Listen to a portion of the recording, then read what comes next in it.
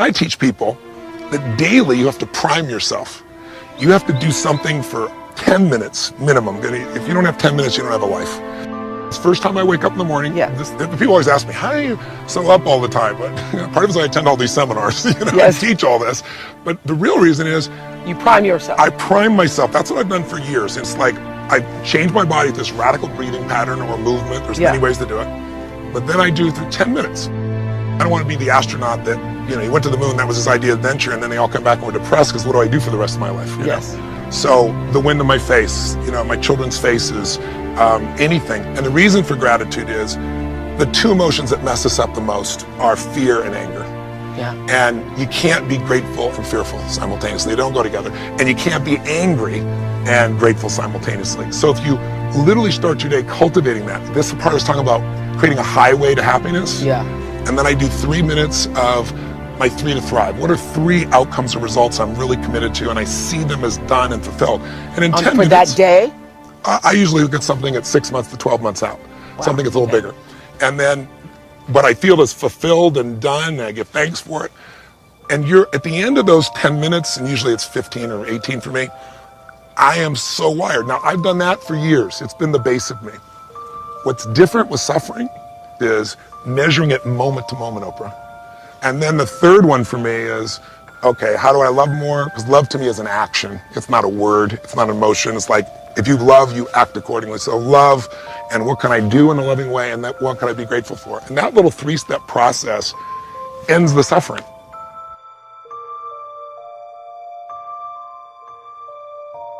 Almost everything you do from the time you get up in the morning is habit. So start to think about yourself as what would be the best habits to have. Now, I have written a book called $1 Million Habits. It has 12 chapters, 12 critical areas of life, and in each chapter there's 20 or 30 habits. So let me give you some of the best. Number 1, develop the habit of daily goal setting and goal orientation. What does this mean? This means when you go to sleep at night, think about your goals for the coming day. Make a list for each day of all the goals, the little goals you're going to accomplish that day. Keep a journal and write down your goals on a regular basis. When you're driving through the day, think about your goals. When you're talking to other people, think about your goals. You see, you do become what you think about most of the time. You do achieve what you think about most of the time. So all successful people and all wealthy people think about their goals most of the time. Second of all, be results-oriented. Now, results-oriented people are always thinking of the most important things that they can do right now to achieve their most important results. Successful people make a list of everything they have to do, and before they start working, they set priorities on the list. Here's a great way to become result-oriented. Actually, it's life-changing.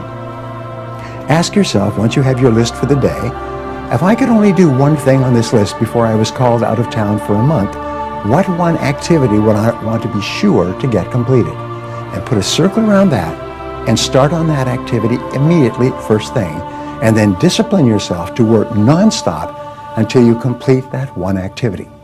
This simple technique has taken people from rags to riches all over the world for at least 100 years. Pick your most important task and start on it immediately, and then discipline yourself to stay with it until it's complete. Another habit that you can establish is to become people-oriented. Recognize that everything that you achieve in life is going to be with the help or support or cooperation of other people. So always think, what is it that other people want and need from me? How can I help other people so they'll want to help me back? If you're in sales, top salespeople think about their customers all the time. They think about who their customers are and what their customers want and how they can help them the most and how they can help them even more today. In their relationships, successful people are very focused on the most important people in their worlds, both personal and in business. Another habit you can have is to stay health-oriented. Think about your health most of the time. Think about eating less food and better food. Think about daily exercise. Think about getting lots of rest. Remember, to be successful in our competitive world, you need a lot of energy. To have a lot of energy, you've got to eat good foods, get lots of rest, and exercise all the time. One of the most important habits is that of character and honesty, is always tell the truth no matter what the price. And the final characteristic, the final habit, is that of self-discipline. And I have written and spoken upon this for years and years and years, but self-discipline seems to be the foundation habit that makes everything else possible. And the best definition of self-discipline is that self-discipline is the ability to make yourself do what you should do, when you should do it, whether you feel like it or not. You see, anybody can do it if they feel like it. It's when you don't feel like it and you do it anyway that you eventually develop the self-discipline that makes everything else possible. If you learn to give, you will what? Receive. Maybe not in the manner in which you gave, maybe not in like kind. Someone will save energy for you because you saved energy for them. But in some mysterious ways, it always comes back to us. If you give, you will receive. In fact, here's what it says, that for the uneducated is a little bit strange. It says it's better to give than it is to receive.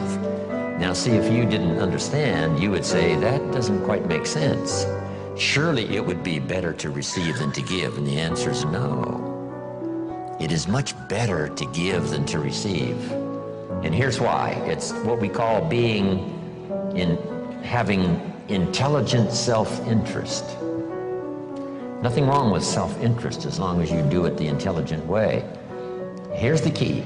Giving, it's better to give than it is to receive because giving starts the receiving process. So to act intelligently in your own self-interest, which is good, it's much better to give than it is to receive. Because if all you do is receive, that may be very limited.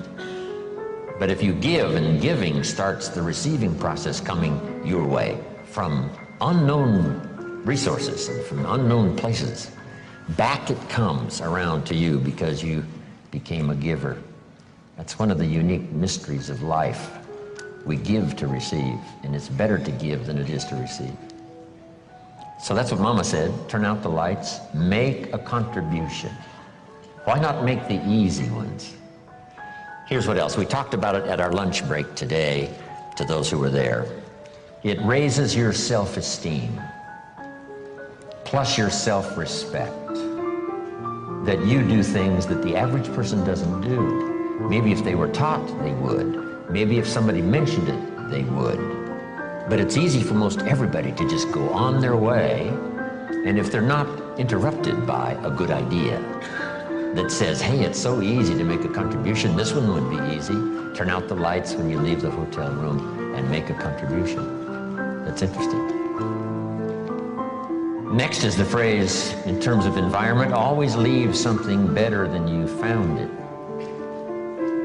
I talked to a man one time who rented out a long list of apartments. And he said, Mr. Rohn, you wouldn't believe it, but when somebody rents an apartment, they usually leave it worse than when they rented it.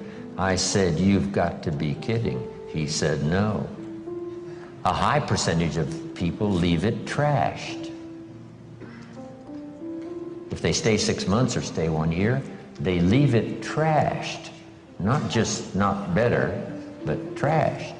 I said, that's impossible. Why would anyone do that? Mama said to me, no, leave it what?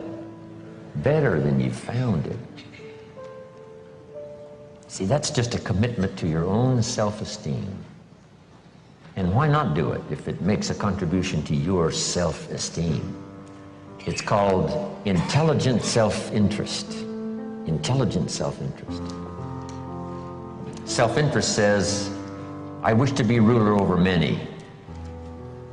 And intelligent self-interest says, I understand how to do that. Be faithful when the amounts are small. If you'll take care of the few, we will someday give you a position of very high importance over many.